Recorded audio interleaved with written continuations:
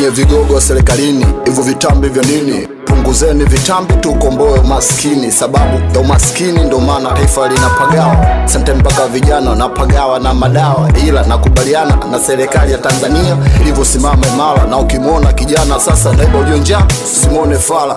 Huyu ameshika panga, huyu ameshika shoka. Huyu anamwambia kigogo loiba wizara ya fedha lazima leo tondoka. Na sauti ya wanyonge imeshapotea. Sasa sijui kina nani wataupelekwa Segerea. Ni wale vigogo au ni wale watoto wa kimaskini waliopotea? Mitaa haiwataki, wamerundikwa Segerea. So ni fair, naona uonevu ndo unaoendelea.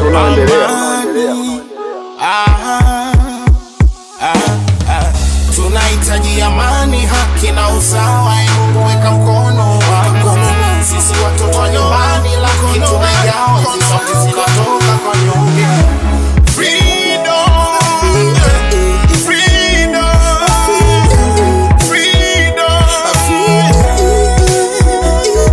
Nasikia Tanzania maskini wakilalamika, hatumtaki waziri huyu eti kisa kaiba hela. Wameleta mizengo, wameleta ikadi ya kisela. Na mshangaa Mtanzania squeeze anamchukia Mtanzania mwenzake na kumchoma moto eti kisa mwizi. Juu wanaosababisha viongozi wale juu. Mbona ameiba mamilioni na moto wa kuchomwa tu? Yupi sasa ataupigwa mawe ya zalani? Ni yule kibaka aloiba mtaani au ni yule kigogo aloiba wizara fulani? Kama haki itendeke, msisababishe nchi teteleke. Tubadilishe katiba na tuweke sheria za China. Kiongozi akikutwa na tia rushwa basi awe ananyongwa daima. Naamini tutaikomesha rushwa, Tanzania itokuepo daima.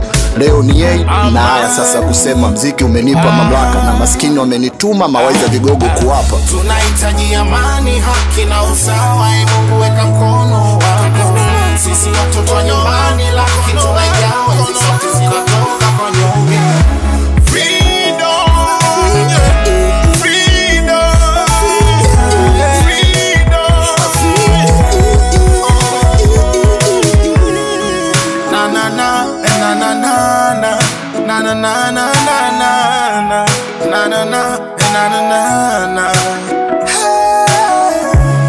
Ni 16 na nyei wa kitaa. Tunahitaji freedom na wala so kingine kwenye mtaa.